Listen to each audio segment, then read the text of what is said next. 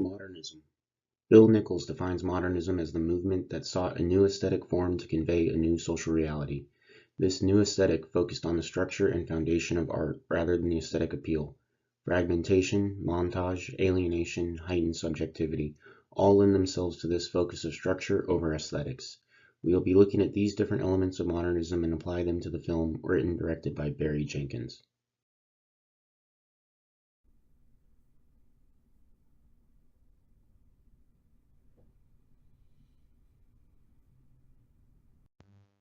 Heightened subjectivity, or the exploration of one's thoughts and consciousness without a direct link to reality, allows us to meet Sharon. He is not the typical Hollywood hero character. Instead of a damsel in distress or an evil villain to thwart or a planet to save, we see Sharon move through three distinct phases in life. According to Nichols, the hero's world possesses a past, but it lacks continuity, meaning, or connection. We have no idea exactly how much time passes between these phases, and we have no idea where this story takes place. The internal conflict, struggles, and the journey of life is the focus of the film. We see Sharon go from one moment in time to another, encountering life and how those encounters shape him in the future.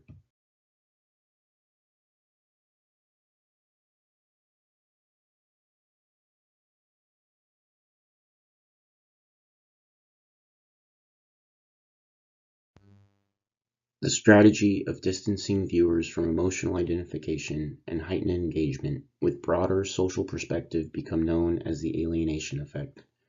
As we see here, long uncut shots with constant camera movement take us out of the moment.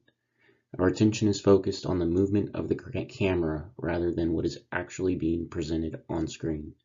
This constant movement doesn't allow the viewer to fully pay attention to the character that is in focus, as the constant influx of information from the moving background keeps the viewer in a constant state of information overload. This is until the camera finally stabilizes and focuses on our characters. At that moment, our undivided attention is back where it needs to be, on our characters and the story. Another way to distance the viewer from emotional identification is using other characters in the film. Without knowing Sharon's mother's name, it is difficult to attach and empathize with her. This lack of name alienates her from the rest of the world we are experiencing, which in turn shifts our focus back to Sharon. Juan and Teresa take up the parental figures as Sharon grows up. Unlike his mother, Sharon speaks to Teresa by name, which allows us to empathize with her as she becomes part of Sharon's life. Juan, on the other hand, it is not until the film has progressed to a point where he is no longer involved do we find out his name. This lack of name alienates these characters, allowing the focus to be solely on Sharon. Moments of silence or sharp cuts also lend themselves to the alienation effect. These moments of silence or cuts interrupt the story and reject the normal conventions of film. It is the separation of elements such as sound, set, lighting, and movement that causes us to have a conscious awareness of the separation and cohesiveness.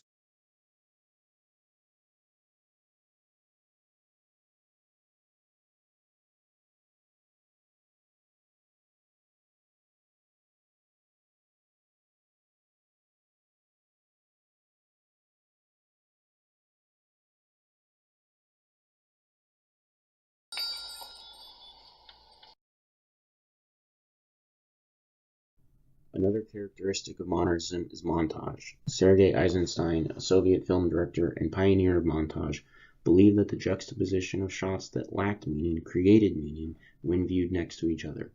Although not true montage in the Eisensteinian sense, when we look at Little and Kevin wrestling in the grass, it is because of the quick insertion of shots, whether it is a shoe off, the boys grabbing each other, or skin touching skin, that gives us, the viewer, a perceived idea of something more than just boys wrestling.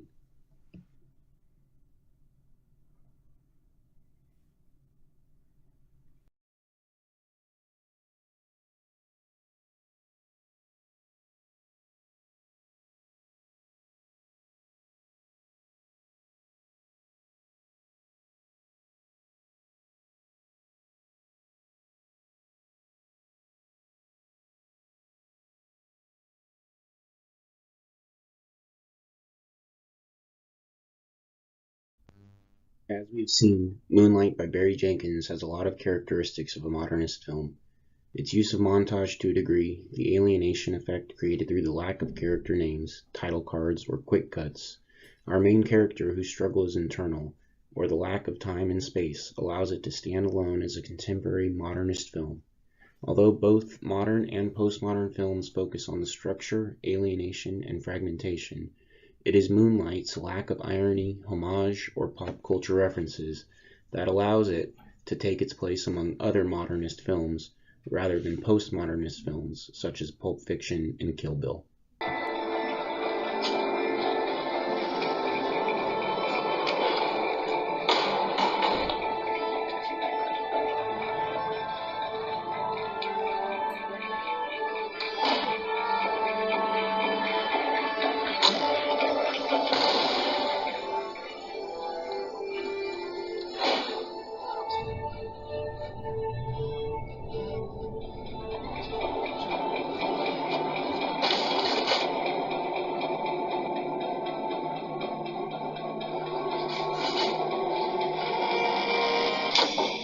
All right, man. Stay focused.